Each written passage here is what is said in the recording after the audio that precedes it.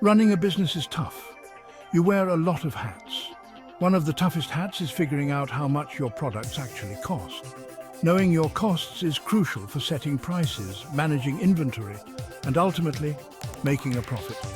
If you don't know your costs, you're flying blind.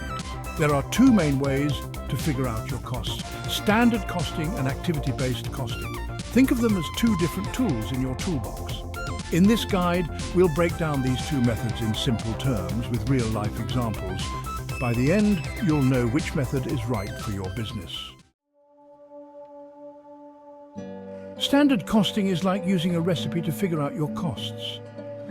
Just as a chef meticulously follows a recipe to create a dish, businesses use standard costing to manage their expenses and ensure consistency.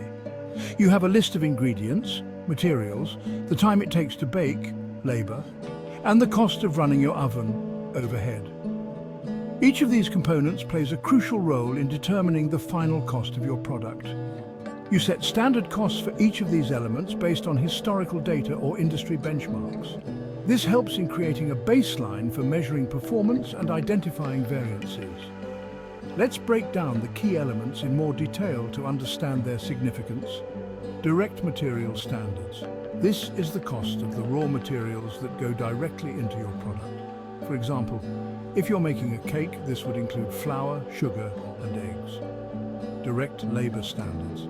This is the cost of the labor directly involved in making your product. Think of the bakers who mix the ingredients and bake the cake. Manufacturing overhead standards. This includes all the other costs associated with manufacturing, like rent, utilities, and depreciation. These are the costs of keeping the kitchen running smoothly. By adding up these standard costs, you get your standard cost per unit. This figure is essential for pricing your product, budgeting, and financial planning. It ensures that you have a clear understanding of your cost structure and can make informed business decisions. Let's say you're a bakery owner, passionate about creating the best cakes in town, and you want to figure out the standard cost of your famous chocolate cake, a staple that keeps your customers coming back for more. Direct materials. You determine that each cake requires 2 pounds of flour, 1 pound of sugar, half a pound of cocoa powder, and a few other essential ingredients. You check the prices of these ingredients, perhaps even comparing different suppliers, and calculate the total direct material cost per cake. This includes not just the main ingredients, but also any special toppings or fillings you might use. Direct labor. You estimate that it takes a baker 1 hour to mix, bake, and frost each cake. This includes the time spent on preparation, baking, and the final touches that make your cake unique. You then multiply that time by your average baker's hourly wage to get the direct labor cost per cake. Don't forget to account for any additional time spent on cleaning and maintaining the baking equipment. Manufacturing overhead. You calculate the monthly cost of your rent, utilities, and other overhead expenses. This includes everything from electricity to keep the ovens running, to water and gas, and even the cost of maintaining your kitchen equipment. You divide this total by the number of cakes you expect to bake in a month to determine the manufacturing overhead cost allocated to each cake. This helps you understand how much each cake contributes to covering your fixed costs. By adding up these three components, direct materials, direct labor, and manufacturing overhead, you arrive at your standard cost per cake.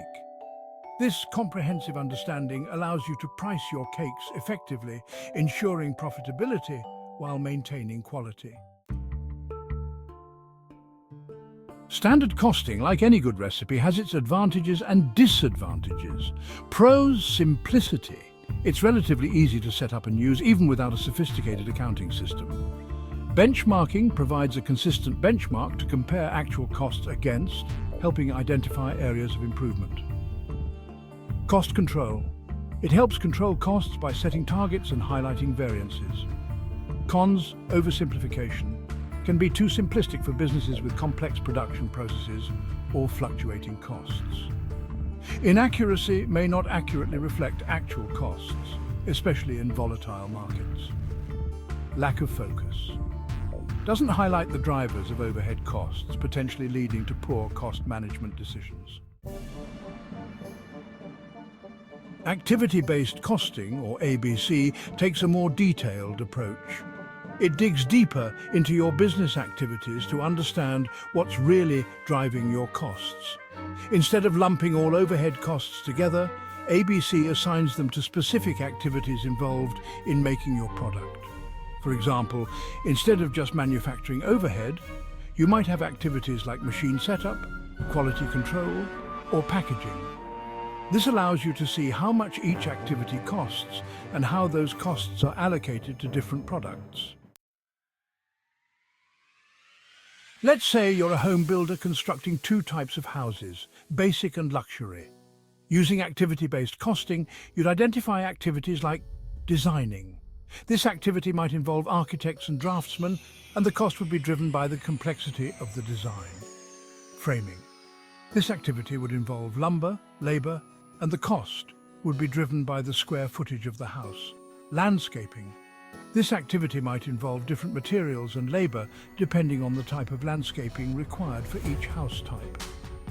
By analyzing the cost drivers for each activity, you can more accurately allocate costs to the basic houses versus the luxury houses.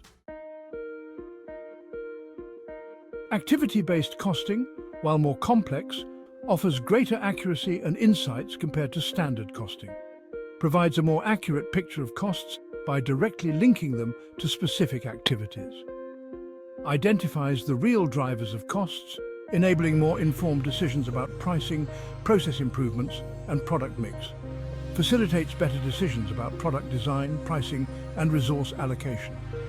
More complex to implement and maintain, often requiring dedicated software and expertise. Requires significant data collection and analysis, which can be time-consuming and expensive. Can involve some degree of subjectivity in identifying activities and cost drivers. So, which costing method is right for your business? It depends on your specific needs and circumstances. You have a relatively simple production process with few products. Your overhead costs are relatively low and stable. You need a simple and straightforward method for cost control. You have a complex production process with a wide variety of products. Your overhead costs are high and fluctuate significantly. You need a more accurate understanding of your costs to make strategic decisions. Think of it like this. If you're baking cookies at home, standard costing is probably sufficient. But if you're running a large commercial bakery with hundreds of products, you'll need the precision and insights of activity-based costing.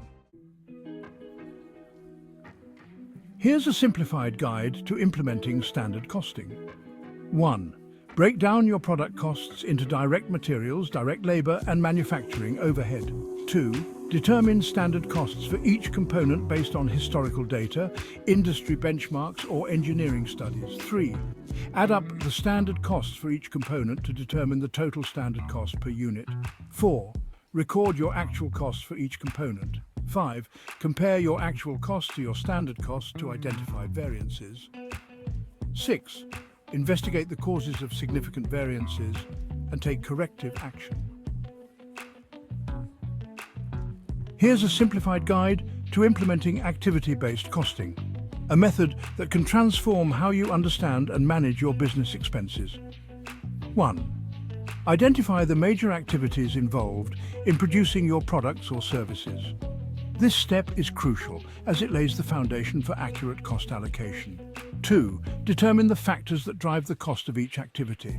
These are known as cost drivers and can include things like machine hours, labor hours, or material usage. 3. Assign overhead costs to each activity based on their respective cost drivers. This helps in understanding which activities are consuming more resources. 4.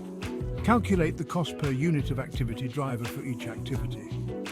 This step involves detailed financial analysis and ensures that costs are accurately traced. 5. Allocate the cost of each activity to your products based on their consumption of activity drivers. This helps in determining the true cost of each product. 6. Analyze the cost information to identify areas for improvement and make informed decisions. This analysis can reveal inefficiencies and opportunities for cost savings. Remember, implementing activity-based costing can be more involved, often requiring dedicated software and expertise. It's not just about the numbers, it's about gaining deeper insights into your business operations. However, the insights gained from this method can be invaluable in making strategic business decisions. By understanding the true cost of your activities, you can better allocate resources, improve efficiency, and enhance profitability.